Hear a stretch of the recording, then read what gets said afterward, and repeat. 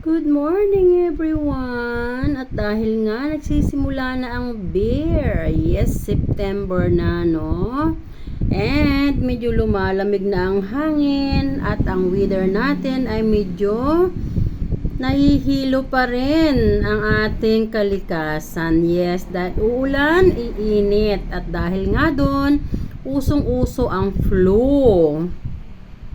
At si Tita Wena nga ay medyo na-hits ng not feeling well. So, kaya naman si Tita Wena naglaga ng turmeric at tanglad. Ayan, napakahangin.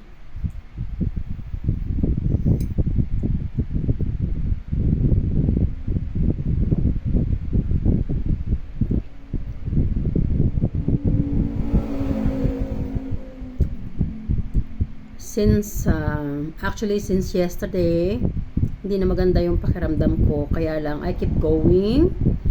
Pilit kong tinatapos yung mga trabaho ko. Alam mo na, pag nasa bahay ka lang, ang dami rin trabaho, no?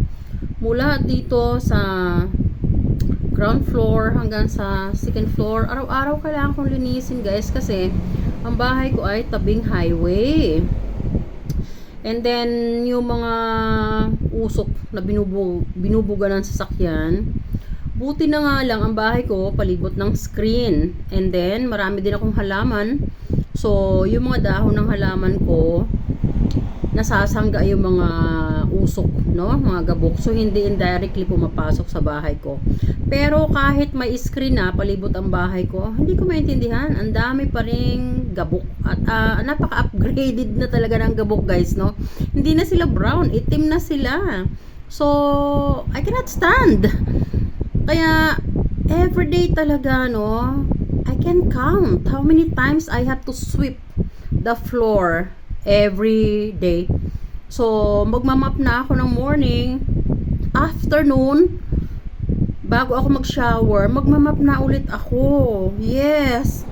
Kasi ayaw kong pagising ko na ang daming dumi. Naiirita ako ng ganun, guys. I mean, ganun siguro talaga, no? Yun yung namana namin sa lula namin. From my lola to mama. Talagang kalinisan. But today, medyo breakdown yung aking pakiramdam. Parang gusto ko lang ngayon ay mag-chill-chill lang muna. Ayan. So, dinalhan nga ako ng hipag ko ng mga freshly harvested na okra.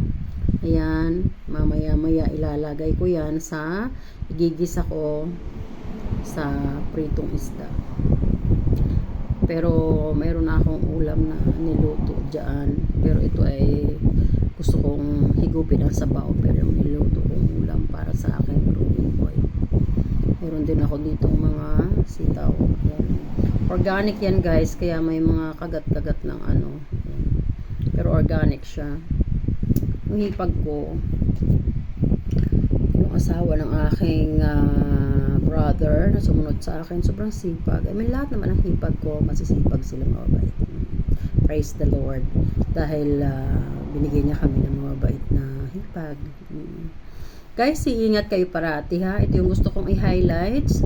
Kahapon, nagpunta ako sa bayan. Bumili ako ng gamot.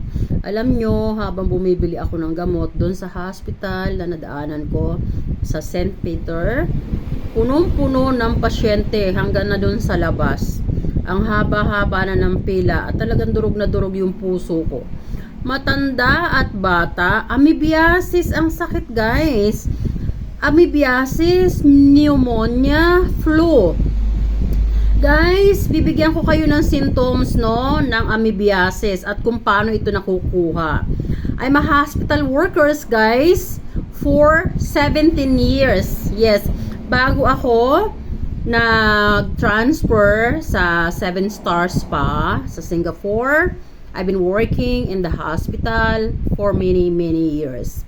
So, bibigyan ko lang po kayo ng tips kung paano may iwasan ang mga pagkakasakit. Kasi katulad ng na-mention ko sa inyo, pag kayo ay nagkasakit at dadalhin nyo ang sarili nyo sa hospital, not 100% safe.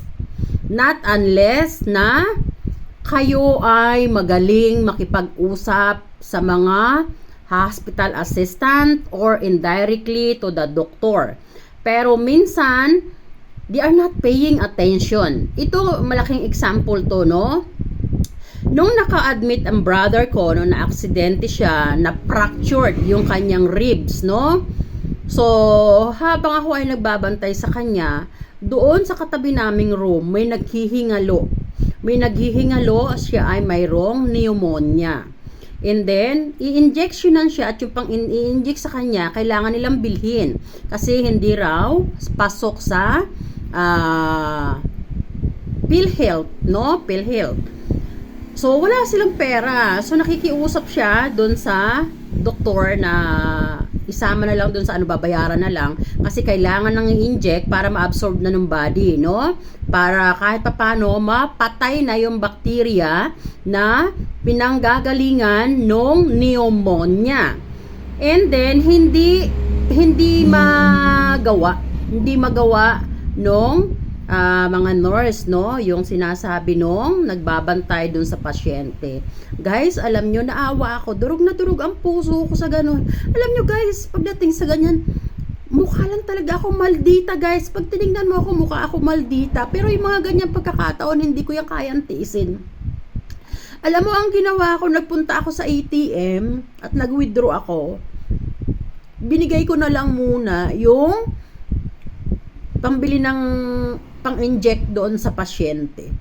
And then nung praise the Lord, no, napakabait ni God.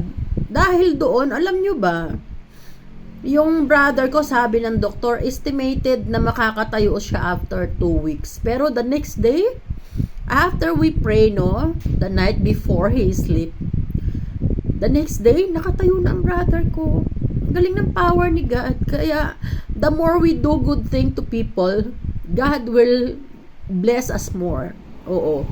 So, naisip ko, dahil ba gumawa ako ng good thing doon sa katabing kwarto namin. So, binless ni God yung brother ko na mapagaling. So, yun na lang yung iniisip ko guys. So, ito balik tayo doon sa mga napaiyak na tuloy ako. Very emotional ako pagdating sa ganito guys. Pagdating sa family health masyado ako nagiging emotional kasi kaya kong isolve ang lahat ng mga nagiging problem.